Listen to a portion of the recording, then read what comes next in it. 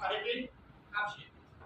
ગૌશાળા વિશેની જે માહિતી છે એ પણ કાર્યક્રમના અંતે તમને અમે થોડીક આપીશું. પહેલી વાર જે બહેનો આવ્યા હશે અહીંયા જે આવ્યા એ પ્રમુખ કાર્યકર્તા બહેનોને બોલાવેલા હતા, તો એમને ફરીથી હૃદયપૂર્વક 2 મિનિટ જરા આપણે સાથે આપો.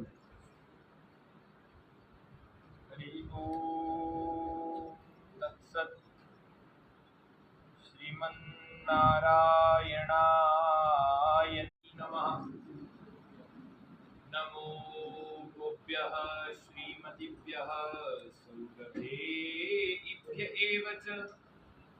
નમો બ્રહ્મસુતાભ્યશ્ચ પવિત્રાય ચ. નંદગોપકુમારભ્ય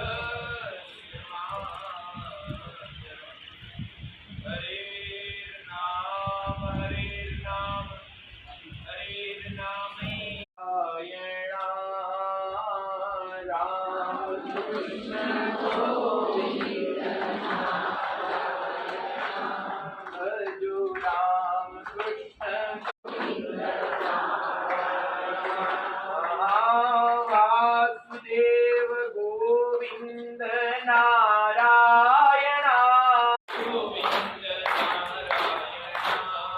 જો રામ કૃષ્ણ ગોવિંદ.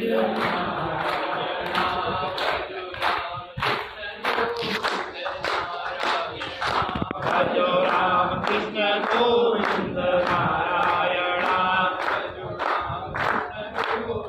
વાતોથી નહીં થવાય કામ. એટલે આજે ભીખાભાઈએ ખૂબ સુંદર ચર્ચાઓ આપણી સાથે કરી છે. વિશેષ સમય આપણે નથી લેવો.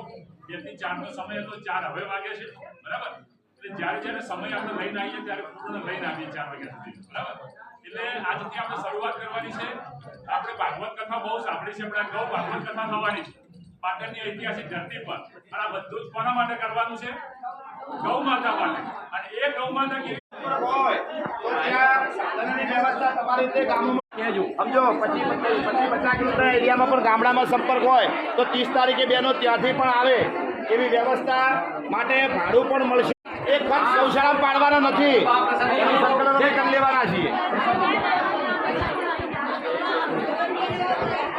પ્રસાદ લેવાનો છે અહીંયા બાપુના હસ્તે.